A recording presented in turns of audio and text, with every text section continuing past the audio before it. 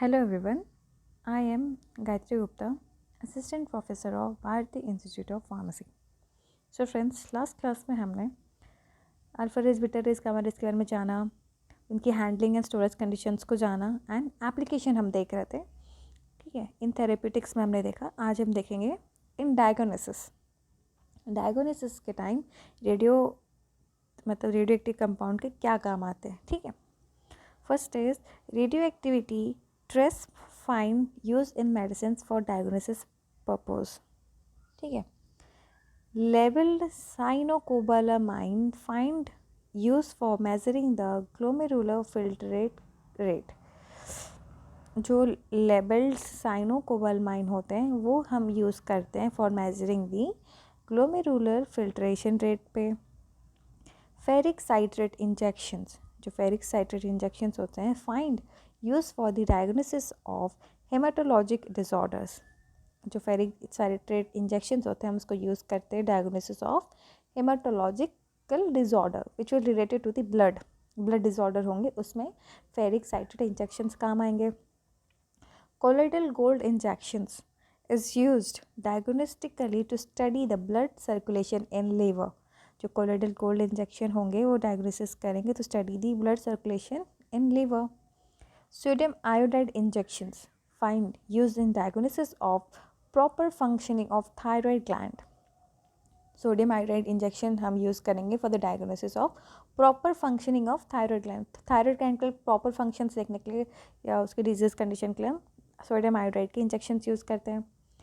Sodium iodohippurate injection find use to study renal function. ये injection का हम use करेंगे to study the renal function.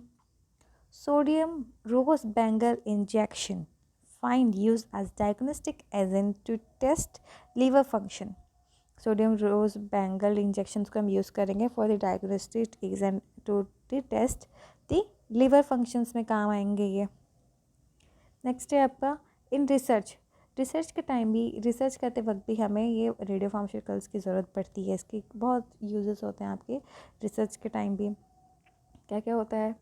Excellent biological and medicinal studies have been carried out with radioactive isotopes as stress. क्या है बोला गया यहाँ पे?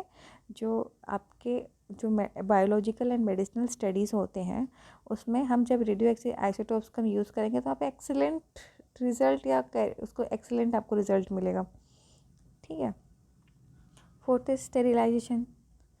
Excellent use is being made of the radiation constantly available from some strong radiation source for sterilizing pharmaceuticals in their final package container and surgical instrument in the hospital. अच्छा, radio active substance का यहाँ पे बहुत अच्छा role रहता है. ये इसको हम जो रेडिएशन होते हैं हम उसको यूज़ करेंगे किस में? स्टेरिलाइजेशन करने में, है ना. स्टेराइल करने में. स्टेरिलाइजेशन मतलब क्या होता है? जैसे कि कोई भी सब्सटेंस हो या कोई इक्विपमेंट हो, कोई इंस्ट्रूमेंट हो, उसको स्टेराइल करना मतलब वहाँ से हम माइक्रो ऑर्गेनिजम्स से हटाएंगे ताकि वहाँ पे कोई कंटामिनेशन ना हो, है ना. इसलिए हम स्टेराइल करते हैं. तो जो रेडिएशंस होते हैं वो क्या हेल्प करते हैं? आपके स्टेराइल करने में हेल्प करते हैं. किस किस को? फार्मास्यूटिकल्स में कैसे काम आते हैं? जो फाइनल पैकेज्ड कंटेनर होते हैं, जो हमारे जो ड्रग बन जाते हैं, फाइनल पैकेजिंग हो जाती है, उसको स्टेराइल करने में काम आता है. सर्जरिकल इंस्ट्रूमेंट हॉस्पिटल में, हमारे हॉस्पिटल में जितने भी सर्जरिकल इंस्ट्रूमेंट होते हैं जैसे कि आपके सीज़र विज़र ब्लेड, है ना, जितने भी सर्जरी करते टाइम जितने भी चीज़ें यूज़ होती हैं सबको स्टेराइल करने में हेल्प करता है कौन? आपका रेडिएशंस की हेल्प से. रेडियो एक्टिव रेडिएशंस हेल्प करता है. क्यों? जो सर्जरी करते हैं इंस्ट्रूमेंट हम डायरेक्टली हम उसमें क्या अपने बॉडी काटते हैं तो अगर उसमें जर्म्स होंगे तो वो इन्फेक्शन भी क्रिएट कर सकता है. सो बिफोर सर्जरी जितने भी सर्जरी का इंस्ट्रूमेंट होते हैं उसको हमें स्टेराइल करना चाहिए. नो हीट और केमिकल गैस इन्वॉल्व्ड. यहाँ पे जब हम रेडिएशन जब स्टेराइल कर रहे होते हैं वहाँ पे कोई हीट और केमिकल कुछ इन्वॉल्व नहीं होते वहाँ पे. Third is thermolabile substance like vitamins, hormones, antibiotic can be safely sterilised. Thermolabile मतलब जो हीट सेंसिटिव ड्रग्स होते हैं उनको भी हम इससे स्टेराइल कर सकते हैं. फॉर एग्जांपल क्या? विटामिन हो गए, आपके हॉर्मोन्स हो गए, antibiotics can be safely sterile. Find used in sterilisation और फार्मास्यूटिकल्स, और इसे हम फार्मास्यूटिकल्स में यूज़ करते हैं फॉर और भी बहुत चीज़ें स्टेराइल करने के. ठीक है, तो हमने क्या क्या देखा, हमने यूजेस में एप्लीकेशंस में क्या क्या देखा, वो कैसे थेरेप्यूटिक्स में काम आ रहे हैं. ठीक है, थेरेपी करने में या डायग्नोसिस करने में, हमारे रिसर्च पर्पस में, और स्टेरिलाइजेशन में कैसे काम आ रहे हैं आपके रेडियो एक्टिव आइसोटोप्स. ये आपके कुछ एग्जांपल्स फॉर द एप्लीकेशंस, कैसे क्या क्या कंपाउंड आइसोटोप्स किस में क्या काम आ रहे हैं. ठीक है, फॉर एग्जांपल क्या है, first calcium 44 and calcium 45. Calcium 44 and calcium 45 किस में काम आ रहे हैं. The radioactive calcium has been use to study bone structure and treatment of carcinoma of bone. अच्छा, कैल्शियम है तो कैल्शियम से पता चल जाता है कि हमें बोन का ही कुछ ट्रीटमेंट होगा, है ना. तो यहाँ पे क्या बोला गया, जो रेडियो एक्टिव ऑफ कैल्शियम होता है उसको हम यूज़ करते हैं स्टडी करने के लिए, बोन के स्ट्रक्चर को स्टडी करने के लिए, और इसके साथ ही साथ हम अगर बोन में कुछ कैंसर हुआ है तो उसको ट्रीट करने में भी काम आता है आपका ये calcium 44 and calcium 45. Next is strontium 90. Strontium 90 जो होता है is use in the therapy, radiotherapy of superficial carcinoma. ये किस में यूज़ कर रहे हैं हम, रेडियोथेरेपी ऑफ सुपरफेशियल कार्सिनोमा में यूज़ होता है. साइनोकोबालामाइन CO57 is used in the diagnosis of pernicious anemia. ये जो साइनोकोबालामाइन जो होते हैं, मतलब CO57, इसको हम यूज़ करते हैं for the diagnosis of pernicious anaemia. Pernicious anaemia मतलब क्या होता है, ये एक टाइप ऑफ एनीमिया होता है जहाँ पे रेड ब्लड सेल्स अच्छे से बन नहीं पाते, जिसके कारण हमें ये एनीमिया होता है. ठीक है, तो इसको भी ट्रीट करने के काम करता है आपका ये साइनोकोबालामाइन 57.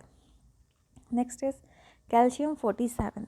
Calcium 47 is having half life of 4.7 days. It is used in calcium absorption study. Calcium 47 को हम यूज़ करेंगे, इसका जो हाफ लाइफ होता है वो 4.7 डेज तक का रहता है, जिसको कि हम यूज़ करेंगे अपने कैल्शियम एब्जॉर्प्शन स्टडी को करने के लिए. साइनोकोबालामाइन which is CO60 and solution USP पे रहता है, ये यूएसपी बेस पे रहता है. ये use to study absorption and deposition of vitamin B12 in normal individual. CO60 को हम यूज़ करते हैं किसमें, स्टडी करने में, of absorption and deposition of vitamin B12 in normal individual. एक नॉर्मल इंसान या ह्यूमन में कितना ज़्यादा विटामिन B12 का एब्जॉर्प्शन हो रहा है, डिपोजिशन हो रहा है, उसको स्टडी करने के लिए हम साइनोकोबालामाइन 60 को हम यूज़ करते हैं. Next is gold AU198 solution. Find use is in estimation of reticuloendothelial activity. ये गोल्ड AU198 का हम यूज़ कर रहे हैं, यूज़ होता है हमारे एस्टिमेशन ऑफ रेटिक्यूलोएंडोथेलियल एक्टिविटी के लिए. ठीक है, नेक्स्ट है आपका iron 59. Find use in research studies about utilization and absorption of iron. Iron 59 को हम यूज़ कर रहे हैं रिसर्च स्टडीज़ पे, जहाँ पे हम देखेंगे उसकी यूटिलाइजेशन और उसके एब्जॉर्प्शन ऑफ आयरन सॉल्ट्स के बारे में. ठीक है, तो ये आपके कुछ एग्जांपल्स हैं रिलेटेड टू आपका रेडियो एक्टिव कंपाउंड्स, है ना. जैसे कि calcium 44, calcium 45, स्ट्रोनियम 90, साइनोकोबालामाइन which is 57, calcium 47, साइनोकोबालामाइन 60, AU which is gold 198 and iron Fe59, जिसको कि हम ये डिफरेंट रेडियो एक्टिव कंपाउंड है जिसको हम डिफरेंट टाइप के थेरेपी के लिए यूज़ किया जाता है. सो दैट्स इट, ये आपके एप्लीकेशन रहे. So that's it, thank you.